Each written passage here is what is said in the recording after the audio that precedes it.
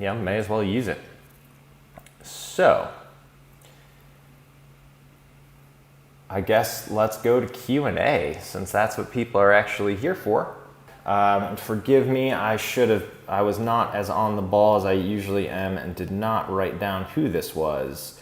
So I believe this was Reverend. QBs and maybe how y'all coach with your QBs, especially against junk defenses, coverage reading, different blitz schemes, etc. I've got 2 young QBs and trying to teach them pre-snap work. Anything you can share would help. So let's start with my usual caveat. Everyone coaches things different. What I call something might be different. If we wanted to get more into this topic, and you'll hear me reference Matt Miller, my head coach, who I think is a genius when it comes to this stuff, who played quarterback at the D3 level in this offense. He is the man. So I've learned everything from him, and I'll try not to screw it up too bad. So as far as pre-snap reads, typically we'll have the offensive line identify the front. There are words that we use to identify these, but I've deleted those just in case anyone in the greater Chicago area decides to think it's a good idea to watch this. And that tells us a few things. So A, that's going to help your quarterback identify the front, but we also have a few automatic checks, a few automatic reads based on the front. So there are certain plays that are better into certain fronts. Our A-backs might block things a different way depending on the front. So first and foremost, that's typically done by your offensive line, center, and 2 guards, because depending on what combination of them is covered is going to help identify that front. Another thing worth looking at for your quarterback is safeties. How many are they? Is it 1 high or 2 high? And their alignment, are they over, if it's 1 safety, but he's playing to the field, okay, that's a numbers advantage. So that kind of goes us into our key reads.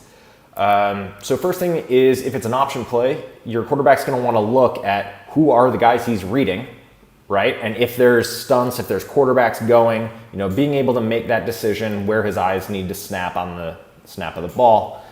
And as far as numbers, I mentioned like that safety, he can do a quick check, right? So if everything's balanced, right? If we're in our base formation, we're in a balanced formation, defense should be balanced. There should be about, what would that math be? 5.5 guys on either side, right? So let's assume everything is even. There's a safety that splits right down the middle. He's half, 5.5. If the defense does something stupid, or they're trying to be sneaky, or maybe they're trying to cheat to the field, and maybe you get 7 on one side and 4 on the other. My math is right. I was a poli-sci major. Obviously you want to run to the 4. So you have to figure out what your audible scheme is going to be. And this goes with, the Reverend mentioned young quarterbacks. So sometimes you don't want to give them too much to think about, right? Because you want them to be in the moment, you want them to be going through their reads. Having to check and analyze and call the play at the line might be difficult. So one thing, and this is something we do, we'll audible from the sideline. Like, we'll know what look we want, and if we're not getting it, we'll audible the play and have that ready for the kids to look, right? We hold up a sign. Shout out to Father Tabor from our school, who is a very tall priest. So people sometimes get weird. People ask and raise an eyebrow as to why there's a very tall priest holding our cards. He also coaches with us. He's great. 2 things that you can do in that situation. So for example, if you're trying to run triple and you want to run triple to the right, and you realize that D tackle is right in a 3 technique on the side you want to run to, the 2 options that you can do, one would be to check over, or to, some schools will call it like Riverside, but basically triple right now becomes triple left. So it's the same play, everything should be balanced, no one has to move, everyone just knows instead of going triple right, you go triple left. Another thing you can do as far as triple, to change the play, is just have like a basic audible. Something that's really easy to do is if that run midline to the right and just run right underneath him.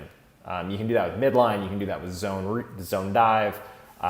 Nothing too crazy, but just that's all you can really ask for. Let's see, as far as pre-snap reads, those are going to be the big ones. If you're throwing the ball, obviously knowing where the safeties are at. If you're throwing the ball, how much cushion those cornerbacks are giving you. You know if it's a one high safety, they're probably in cover 3, and those 2 corners are going to have to drop, so you're not going to get corner fill. And if you're running your smash concepts, if you're running, well, any post wheel type concept, to have an idea of what that corner's responsibility is going to make your throw that much better. I haven't seen anything come through on